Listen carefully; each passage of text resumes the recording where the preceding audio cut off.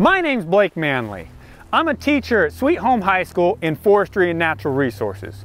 One of my jobs is to introduce students to career paths that they don't get to see in the everyday classroom. So join me as we shadow professionals working in their everyday jobs. In this episode, we will learn all about being a machinist.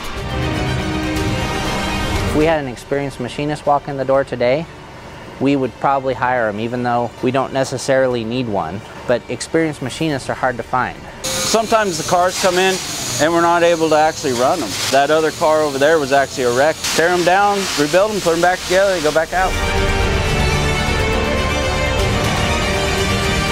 I built the first Carriage in '79.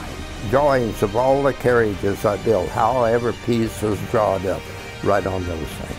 And once you set the goal to really apply yourself, and when you get to be 81, you can retire.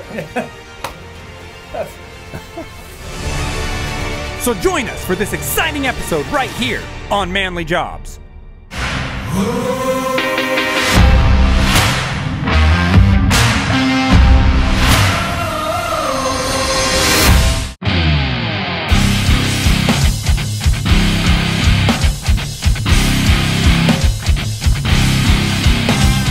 You are looking at two finished carriages used for skyline logging. We are following them to be painted. This product isn't finished until it is painted. Gene Sutton, owner of Mountain View Custom Paint, has been painting for Eagle for the last 40 years. But let's not get ahead of ourselves. This process started much earlier. So let's go back and learn how we got here.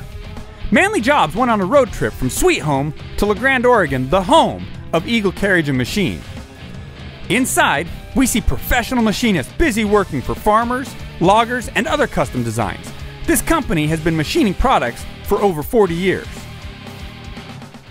Let's meet the founder, the legend, and the man who started it all, Scotty Baker. In high school, I took mechanical drawing. Now that done a whole lot for me. Sure. If you're gonna try to build something, you need to know how to draw. And you better take all the math you can in high school, because there's a lot of math involved. And you've got to figure all the stresses and everything and how you're going to design and build this thing. There was several sawmills at that time, and we built parts for all the sawmills. We built the head rigs, we built the planer tables, we built sawmill equipment is what we did then in the machine shop. And then there was a need for a truck shop, so we took on the Mack truck line. The truck business kept expanding and needing more room. Well, in 97, I left, spun off of that business, and then started Eagle Carriage and Machine. So that would be an Eagle 4 there, probably the first one we ever built. By 2000, we had built this shop and moved out here in 2000. I built the carriages for years. I ran the crews for years, building the carriages. Dad drew up and designed, and then I went to the shop and built the carriages for all those years. And then I started doing some of the design work. We made them strong. I figured you gotta make something strong. And you don't want it just a flimsy piece of junk. Like Scotty said, the carriage needs to be built strong. Let's meet Don Olson, one of the machinists who build this product from the ground up. It'll take about 40 hours to build it from start to finish. So just the shell, as you see it right here, I'll start out with a print that explains to me dimensions of the car and stuff. As we start from the foundation up, and then we add some what we call the runners on the bottom, the door jambs, and then we'll add the top, and then we'll put the inside in, the center plates and stuff. And then at the last, we add the tower and then a clamp. We run about a 3/8 weld all the way around. You want a good quality weld because these things are picking up, you know, huge logs. After we're all done, and then this gets shipped down to the assemblers and they assemble it, put the engine in, put all the hydraulic hoses, hydraulic system in it. Two other machinists, Dylan and Brandon, not only assemble newly built carriages, but also fix damaged ones brought back to them from the woods. My job is normally the engines. I rebuild them when they come in, make sure they're good. If we're in a wreck, I got to tear it apart and check the bearings, make sure everything was good, not broken. You know, I'll get a car in, I'll wash it, determine what kind of damage is on the engine. I'll get it cleaned up, send it to him, then he'll do the engine, I'll do the car. That way we can all work together and get stuff done a lot faster. Sometimes the cars come in and we're not able to actually run them. That other car over there was actually a wreck. The engine was torn separate from the rest of the components in the car. So we can't start them. Tear them down, rebuild them, put them back together, they go back out. This one we could, so we kind of already have an idea of what we need to look for, which speeds up the process a lot. You know, you got your skyline that runs through each of these shivs, and we have to set our cylinders, the speeds and everything on that, to where it actually comes out, the skyline's running right along the top, and then this closes. Otherwise this can close first and then it's not going to lock up, grab the line and break. So we got a diesel engine that's powering a small hydraulic pump, which does our clamp functions. Then we have another hydraulic pump in the back that controls this hydraulic motor for our slack puller. You give it signals on, you know, what you want the car to do. So it goes from bug to this, into a relay box. It's all electrical.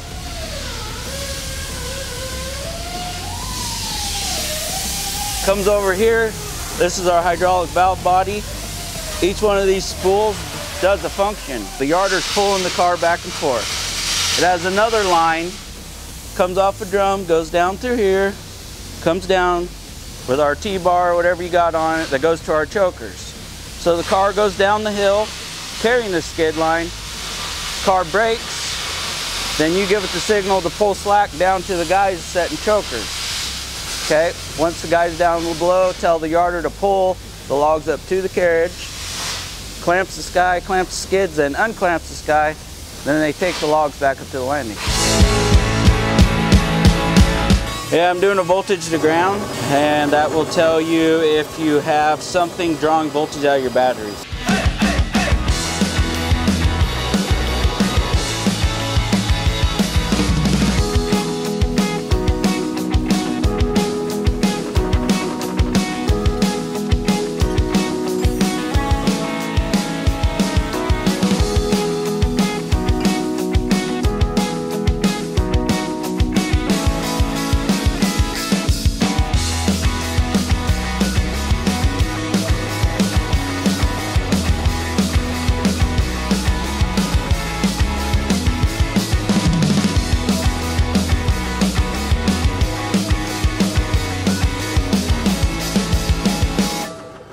We had this car completely stripped down, and then we put it back together, and then we're, you know, going through all the checks, putting it back together to go back out. At Eagle Carriage, there are many parts that are needed. One of the jobs here at Eagle is running the parts room. I have to keep track of all the inventory coming in and out, make sure I tell our machinists when we're low on inventory, what we need built up, what we're going through a lot of, so they can be on top of it so I'm not running out of product in here. This area right here will be all engine stuff. Over here is all of our different bolts, and they go down from standard to metric, and then over here we'll have our really large bolts. So this stuff right here is all of our O-rings, seals, paints, and then we start getting into some of the older carriage stuff over here. So this is like the 80s, 70s, 80s right here. These right here on your skyline, they will actually, they're hooked to cylinders and they'll clamp down on the line, and that's your braking system. Kind of like braking pads on a car versus the newer style that are just a fraction of the size. Customer specifications are very important. One of the machinist's jobs is to make sure the product is exactly what the customer wants. Here, Stephen explains one of those examples. One of the jobs that happens here when he's making these shivs is he has to match it to the customer's line or cable size. So we have these gauges, and he uses these gauges to make his groove, and I'll show you a little example here. So this one is marked 5/8. So if I go to the 5/8, what he'll do when he's grooving is he makes sure that this fits in the bottom and starts to come up the sides. So if I go to like 1 inch, you'll see there's a big gap in the bottom there, and that's no good. That actually ruins the cables, and they're not very cheap. He has to groove these out to whatever line size the customer has.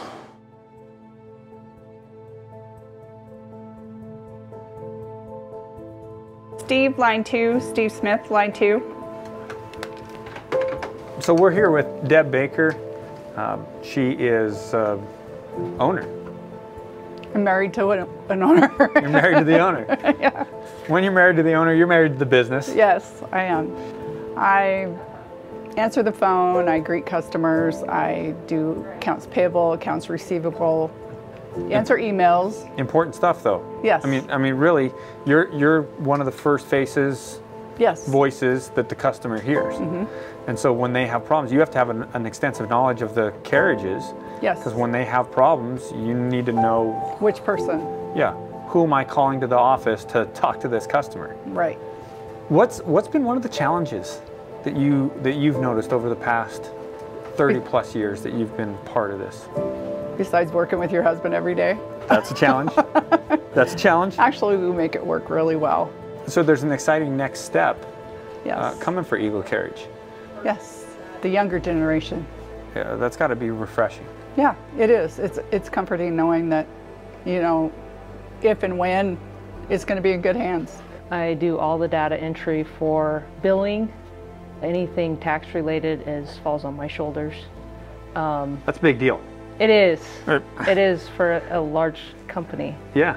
And then I also order all of our packing for all of our hydraulic cylinders. Wow. I have to identify and order that, and that's typically a daily thing. It is a daily thing. It is, and sometimes it's 4, 5, 6 cylinders a day. Yeah. Because we like to get our customers taken care of. When you're looking for an employee, you're not always looking for what they can do physically, but you're looking for, do they show up on time? Are they hardworking? Is this somebody that's going to stick around? Right, that is probably the biggest thing. We can train anybody, you know, the skill set of work ethic and, you know, even just showing up, that's hard to find anymore. Pass a drug test, that's a big thing. Most of the guys that we hire have no experience in what we do, because nobody does what we do.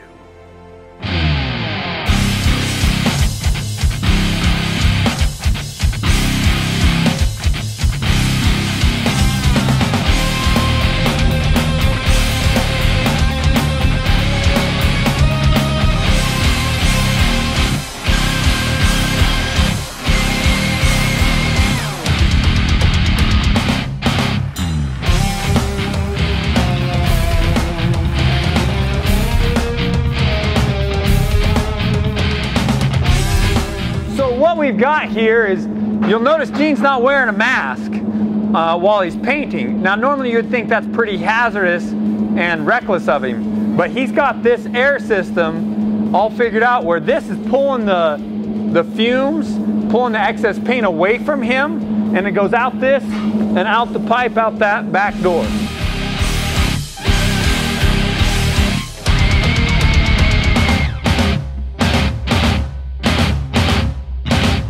I would say total units over the years, we've probably got well over 500 units out working.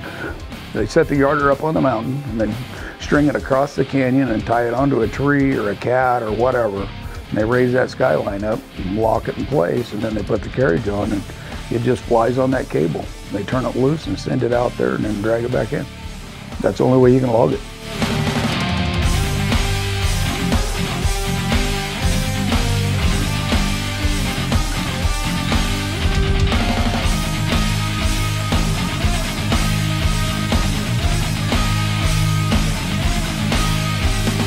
We build every part of it that we can. Parts doesn't come from China. No, they come from right here. 81 years old, I decided, well, I think it's time for the kids to run this, and I'll just go home and take care of my cows. You figured by the time you were 81, if Sam didn't know it by then, he wasn't going to learn it. Yeah. Right? Yeah.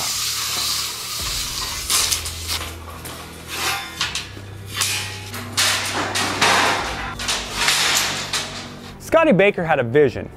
His impact is far-reaching. Loggers, farmers, ranchers, and many others have benefited from that relationship. The main job we looked at was a machinist. Starting out, a machinist will make between $19 and $20 an hour, but there's such a high demand right now that you can move up very quickly. If you enjoy working with metal, if you enjoy fabricating, being a machinist is a great opportunity for you and a very rewarding career. Up next, let's dig into the profession of log truck driving and the rewarding life it brings. Need to go to the overflow.